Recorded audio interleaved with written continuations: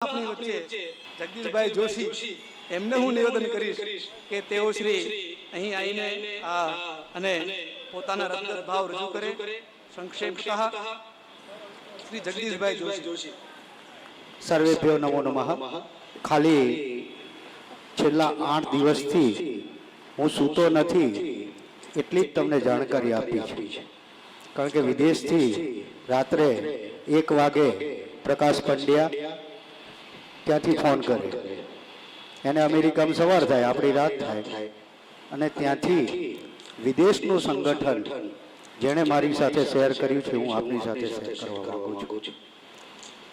આપણે અહીંયા કાર્યક્રમ કર્યો તેવો જ દાદાજીને ત્યાં એ લોકોએ 72 પ્રાચ્ય ઋષિકુમારોએ એકત્રિત થઈ અને સંસ્કૃતમાં વિદેશની ભૂમિ ઉપર એ લોકોએ લાઈવ પ્રસારણ ત્યાં અલગ અલગ રહેતા મંદિરોમાં અલગ અલગ પ્રિસ્ટ અલગ અલગ કર્મકાંડ કરતા આપણા ઋષિકુમારોએ ત્યાં સુંદર મજાને દાદાજીને એક અર્ઘ્ય આપ્યું છે. અને એમની હિંમતથી આ હિંમત પેદા થઈ છે કે આપણે છાત્રાલય, આપણું પાઠશાળા અને આપણું ભોજનાલય બનાવવામાં આપણે શા માટે યજમાનની જરૂર પડે. એ લોકોએ કહ્યું છે કે જો તમે, અમે વિદેશમાં છીએ, તમે દેશમાં છો, અને તમારામાંથી જો સંગઠિત થઈ અને ભાગવત ઋષિ એક લક્ષ્ય લઈ કે આપણા દાદાજીનું રક્તકુળ સીધી લીટીનું વારસદાર છે એવો શબ્દ સ્વીકાર્ય કરે અને ભાગવત ઋષિજી પોતે આનું વ્યવસ્થિત રીતે સંચાલન કરે.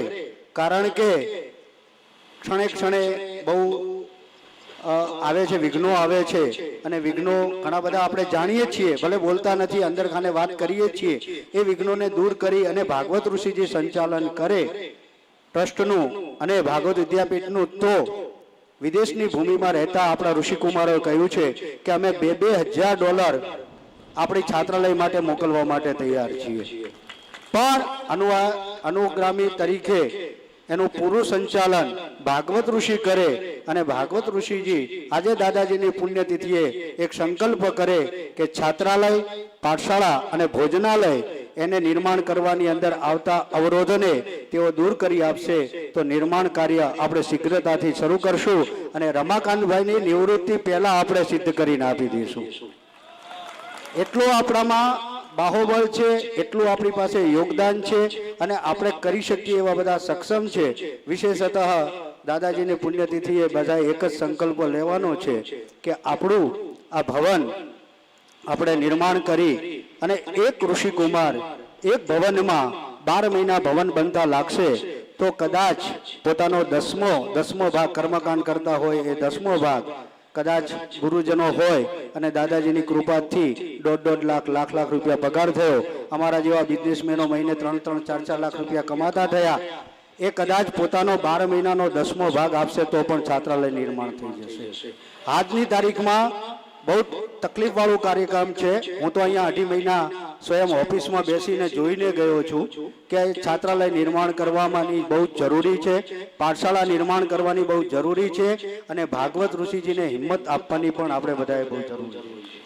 આપણે બધા એમની સાથે રહેશું, એક રહેશું, એકત્ર રહેશું તો તુરંત નિર્માણ થઈ જશે.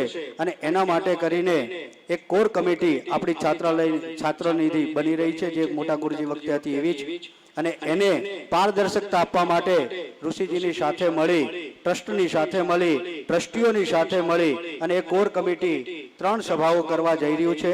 પહેલી સભા ટૂંક સમયની અંદર જ આપણા જેટલા પ્રાધ્યાપકો જે પાઠશાળામાં છે, જે સંસ્કૃત અધ્યાપકો છે, જ્યાં સ્કૂલમાં છે, ત્યાંનું એક સંમેલન ભાગવત વિદ્યાપીઠમાં થવા જઈ રહ્યું છે. પહેલું અધ્યાપકોનું સંમેલન થશે, ત્યારબાદ બીજું સંમેલન જેટલા વક્તા, કથાકાર, કલાકાર છે એમનું સંમેલન થશે. ત્રીજું આપણા જેટલા કર્મકાંડી, ચાહે વરુણી કરતા હોય, ચાહે આચાર્ય પદે કરતા હોય, એ કર્મકાંડી અને જ્યોતિષ આચાર્યોનું એક અહીંયા ભાગવત વિદ્યાપીઠમાં સંમેલન થવા જઈ રહ્યું છે. સાથે સાથે અમારા જેવા જે બિઝનેસમાં છે, જે લોકોએ અહીંયા ભણ્યા છે પણ બહારે જઈને બધા પોતાનો ધંધો મતલબ બિઝનેસ કર્યો છે એવા બિઝનેસમેનો જે સારી પોસ્ટ ઉપર છે એવા લોકોનું પણ એક સંમેલન થશે અને ટૂંક સમયમાં જ એની માહિતી આપણે ગ્રુપમાં મૂકશું. તો સ્વીકાર્ય કરી એનું માન સન્માન જાળવી અને બધા જ અહીંયા વિદ્યાપીઠના સાથે સંલગ્ન થાય અને ઋષિજીને હિંમત આપતા રહે એવી દાદાજીને તો યાદ છે જ, કારણ કે દાદાજીને યાદ કરવાની કોઈ જરૂરત જ નથી, કારણ કે સવારે સંધ્યા કરીએ ત્યારે જ દાદાજી યાદ આવે, રાતે સૂઈએ ત્યારે બૈરી એમ કહી દે કે ભાઈ આ લેતા આવજો ને, ત્યારે પણ દાદાજી યાદ આવે.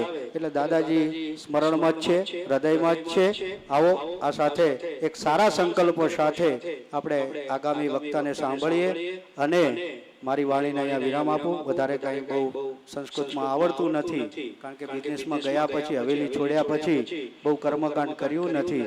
છતાંય આ મુકેશભાઈ પટેલ જેવા ગાવા આવે તો એકાદી કથા કરી લીધી, પણ એમાંય 6 દાડા બેઠો ને 1 દાડા હેમેન્દ્રને બેહાડી દીધો.